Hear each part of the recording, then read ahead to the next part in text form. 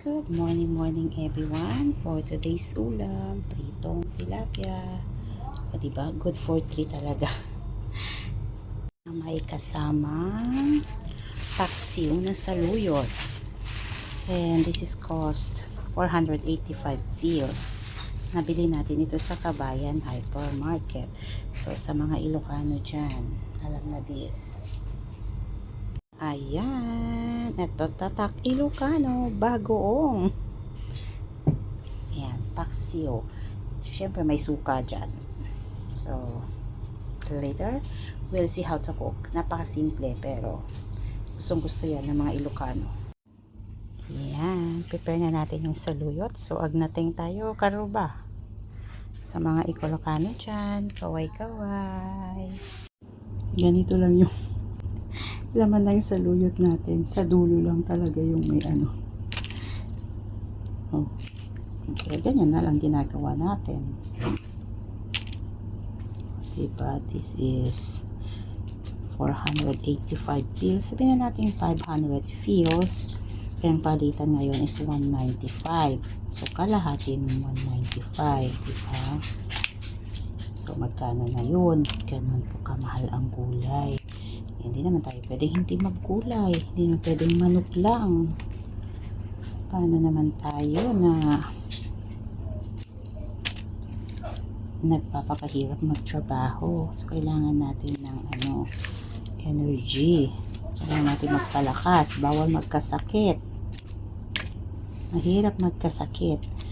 Kasi, ang ng mga OFW dito sa Kuwait, nagbabayad tayo ng insurance. Ay, no. Yung magkakaiba. Yung mga iba, may mga insurance sa mga company. Yung iba naman wala. So, we are so thankful or grateful dahil yung company namin may insurance. Like, in the OPD, 15% lang yung babayaran namin.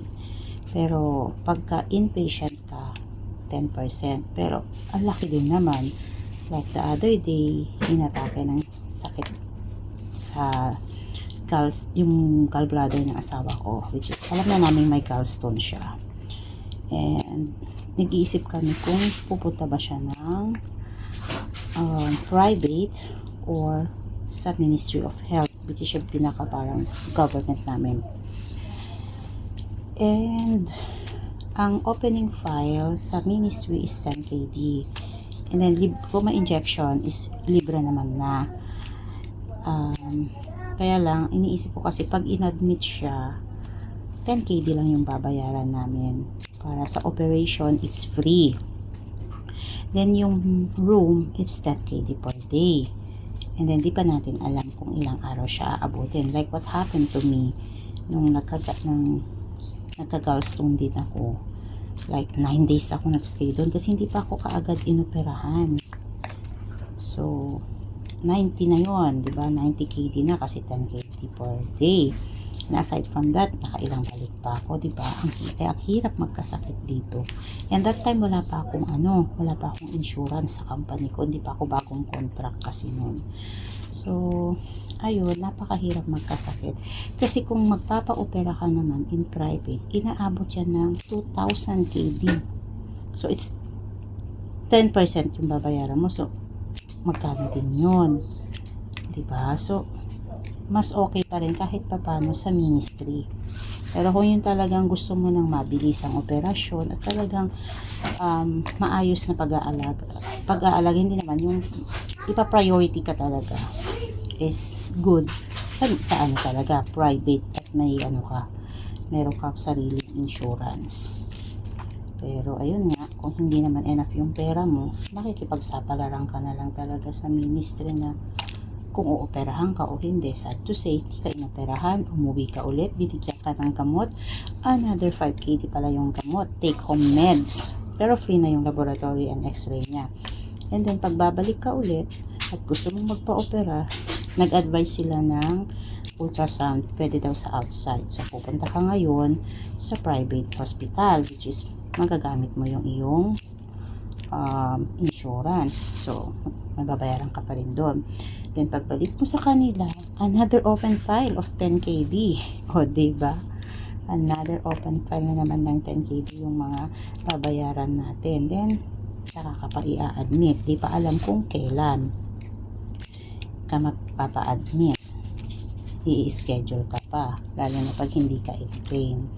So, kaya mga kapatid, kailangan talaga natin alagaan yung sarili natin. Lalo na tayo mga OFW.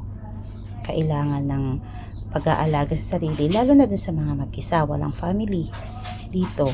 So, wala mag-aalaga. May mga kaibigan man tayo. Pero, may kanya-kanya din naman silang buhay. Papasok din sila kailangan sa trabaho kasi ipapadala nila sa mga family nila. So, kaya mag-alagaan natin yung sarili natin. Health is wealth, sabi nga nila. Kumukulo na, lagay natin yung sibuyas tsaka yung luya. Lagay natin ilagay yung bagoong. Ayan, tingin lang muna para tignan natin mamaya. Lagyan din natin siya ng paminta. Pwede rin yung buo usual yung nilalagay ko dati, pero ngayon kaya akong buo. Kaya ganyan pala muna natin para submerge. Ayan. Hintayin lang natin ulit kumulo, and last natin ilalagay yung ating suka. Yung suka natin, ilagay na natin lahat. Hayaan natin siyang kumulo. That's it. Luto na yung ating paksiw na saluyot. There you are. Erin is eating saluyot. Sabaw of the saluyot. Right? I want vegetable. You want vegetable. Yeah. So what is this? This is saluyot. Sayoyo. Okay. Sayoyo. Wow, Erin is eating saluyot. Amazing. He's not eating it. Kuya's not eating? Yeah, but he already have small one. Not big. Not big. You like it? Yeah. What is that? Oh yeah. Saluyot. Oh, very good oh. Oh, eat rice also. Paksiw na saluyot. Ah, galing ah. Da da da da da da da da da da da da da da.